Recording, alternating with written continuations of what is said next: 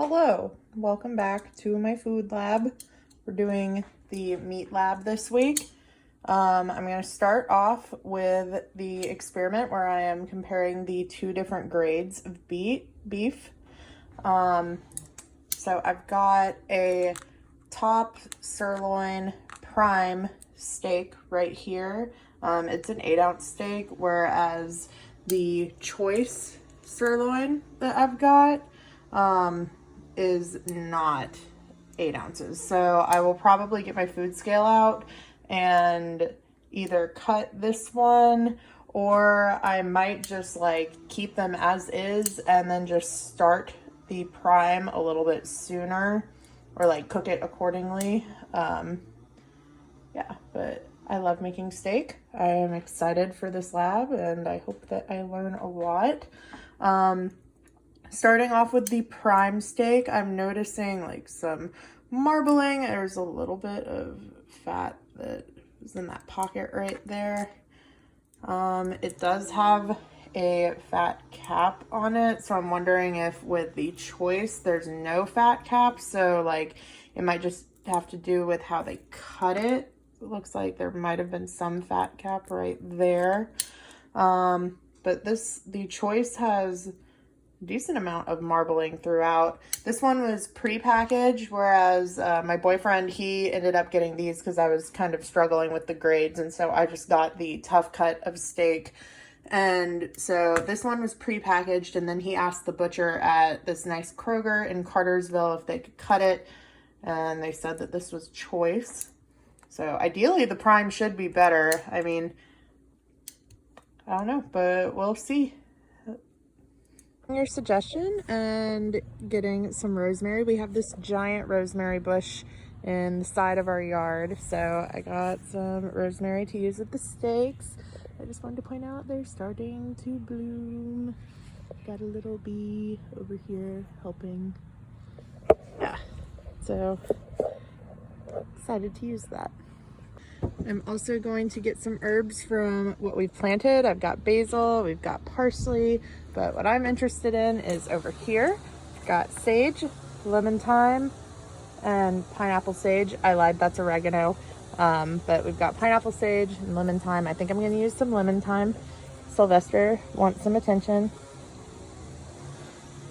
He's a good boy. Yeah.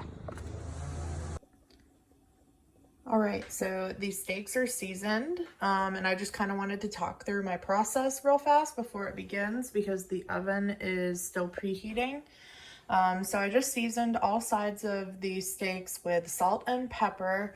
I'm going to do cast iron pans, and then these are oven safe, so I'll just throw them in the oven and they'll be able to keep getting browned on the bottom with the heat that the pan holds. So what I'm going to do is I'm going to get the pan super hot. Once the oven is at temperature, I'm going to put some olive oil in. The olive oil should, whenever I've made steaks in the past, we always add the steak like once the olive oil starts smoking, because that's when you know it's really hot and you're going to get like the nice crust on the outside that you want on the steaks. So I'm going to do the olive oil, let it get hot, put the steaks in. Then after I flip them, I've got some butter laid out right here. I'm going to add some butter to the pan and the rosemary and the lemon thyme. And I'm going to baste the steaks during the last like 90 seconds that it's on the heat out here. And then I like a nice medium rare steak, sometimes a little closer to rare. But I'm just going to take them and I'm going to throw them in the oven. This one should only need to be in the oven for probably like 3 minutes tops. And this one might need a little bit longer, but I've got my meat thermometer somewhere. I'm going to find that. And so I can check. I think that it is 135 or 145 for medium rare. I'm leaning towards 145, but I'm going to look that up and make sure. And yeah, so we will see in a little bit how all this turns out. All right, the smoke is starting to rise, which means it's time for my favorite part. $148.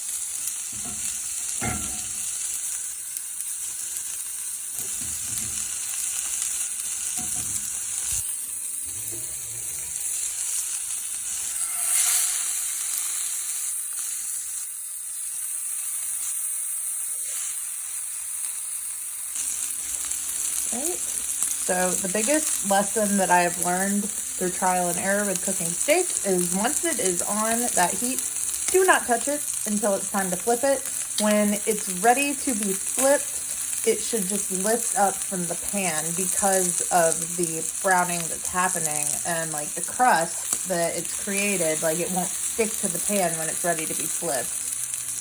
And it should be ready at this point. Yeah. Okay, yeah, that part that's stuck means it could have gone a little bit longer. It's okay, because look at that crust on the outside.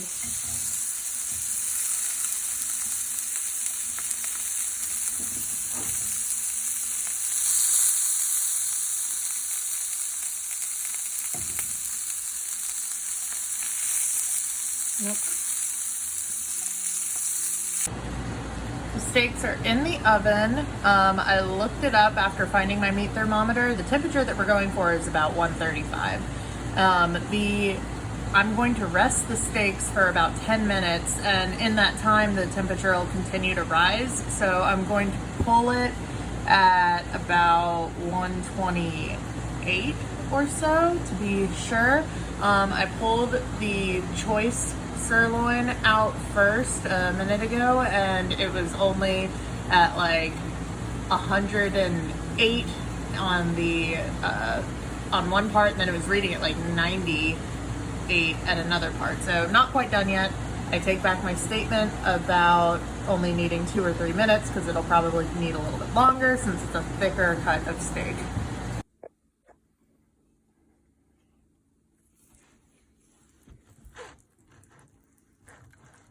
Oops.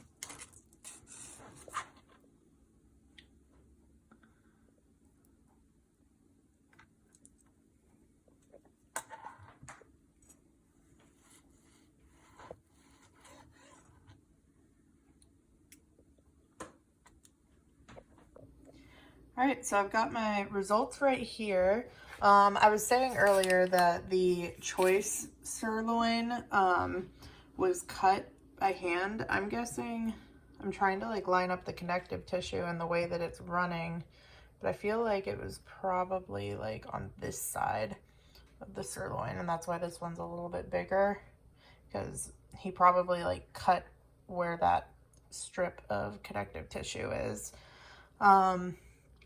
But overall, like, the prime was really juicy. I'm guessing it has to do with the fact that it has more fat on the inside, like marbling. The crust was really good. I'm sorry, I'm just like touching all of this, but yeah, the crust was really good on both of them. They both tasted good, but the prime was overall a higher quality of steak.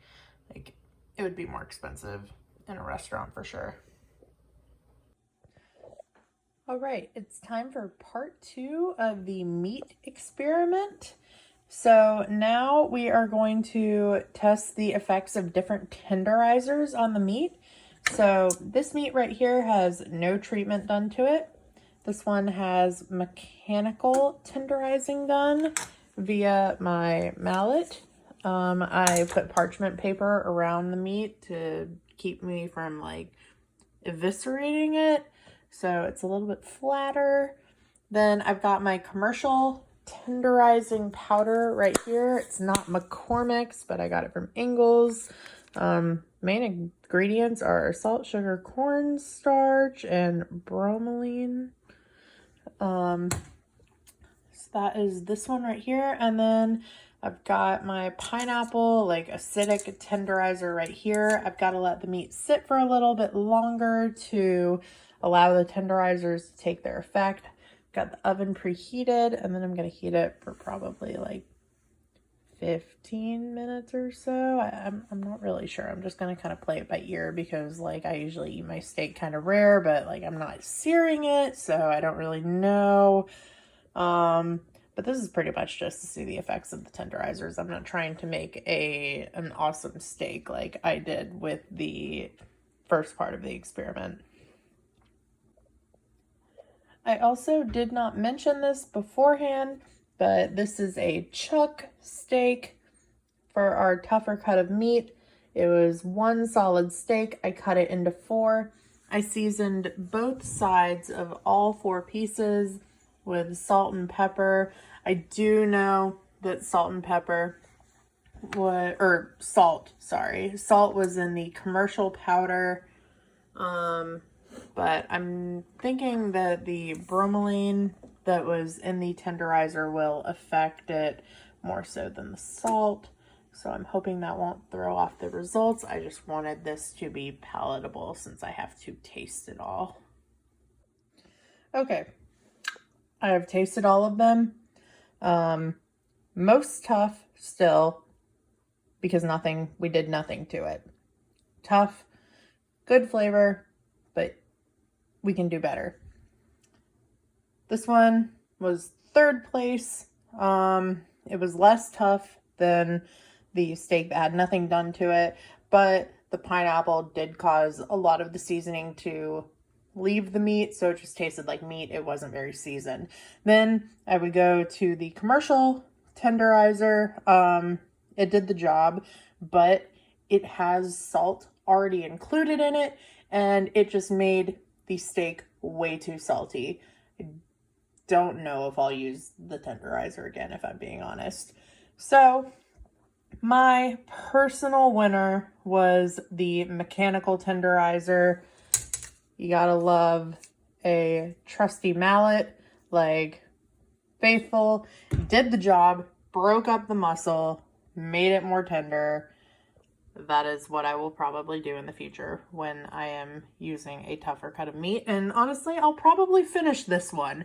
I can't say the same for the other ones, but I'm here for a mechanical tenderization. I'm here for it.